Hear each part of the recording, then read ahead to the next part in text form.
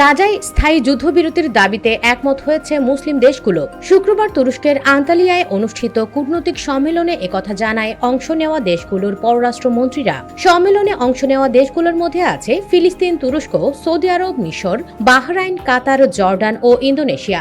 এ সময় ফিলিস্তিনিদের অন্যত্র সরিয়ে নেওয়ার প্রস্তাব প্রত্যাখ্যান করেন তারা। খবর সৌদি গেজেটেড। সম্মেলনে সৌদি আরবের পররাষ্ট্রমন্ত্রী ফয়সাল বিন ফারহান, ফিলিস্তিনি পররাষ্ট্রমন্ত্রী মোহাম্মদ মুস্তাফা, তুরস্কের পররাষ্ট্রমন্ত্রী হাকান ফিদান ও মিশরের পররাষ্ট্রমন্ত্রী বাদর আবদেলাত্তি সহ অন্যান্য পররাষ্ট্রমন্ত্রীরা গাজা ইস্যুতে নিজ নিজ দেশের পক্ষ তুলে ধরেন। তারা বলেন, ফিলিস্তিনিদের মুক্তি এবং চলমান সংকটের স্থায়ী সমাধানের জন্য যুদ্ধবিরতির কোনো বিকল্প নেই। বৈঠকে সৌদি পররাষ্ট্রমন্ত্রী বলেন, গাজায় মানবিক সহায়তা প্রবেশের বিষয়টি যুদ্ধবিরতির সঙ্গে শর্তযুক্ত করা উচিত নয়। বিশ্ব সম্প্রদায়ের উচিত সহায়তা সরবরাহে বাধা দূর করতে একযোগে কাজ করা। প্রিন্স ফয়সাল এ সময় গাজা যুদ্ধবিরতির জন্য চলমান আলোচনার প্রতি সৌদি আরবের সমর্থন পুনর্ব্যক্ত করেন। একই সঙ্গে মধ্যস্থতাকারী হিসেবে মিশর ও কাতার এর ভূমিকারও ভূয়সী প্রশংসা করেন। বৈঠক শেষে প্রকাশিত এক যৌথ বিবৃতিতে গাজা, পশ্চিম তীর ও পূর্ব জেরুজালেম থেকে ফিলিস্তিনিদের যে কোনো রকম জোরপূর্বক স্থানান্তর বা বিতাড়নের বিরোধিতা করা হয়েছে। ইউএনআরডব্লিউএ এর প্রতি সমর্থন পুনর্ব্যক্ত করা হয়েছে।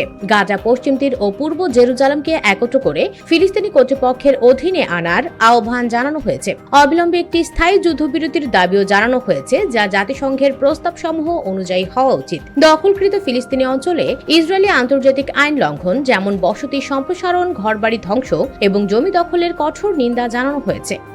US Bengal desk.